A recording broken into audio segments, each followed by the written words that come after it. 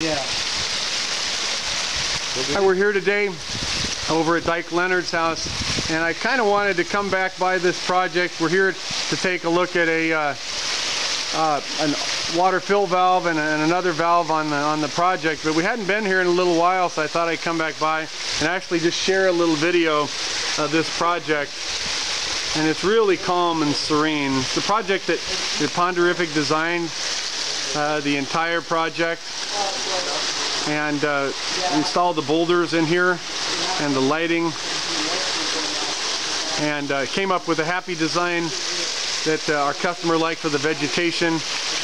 He worked with Southwest Wholesale Boulder, or Southwest Wholesale Nursery rather, and was able to come up with a good combination for the plants. And but it just really sets the tone really nice.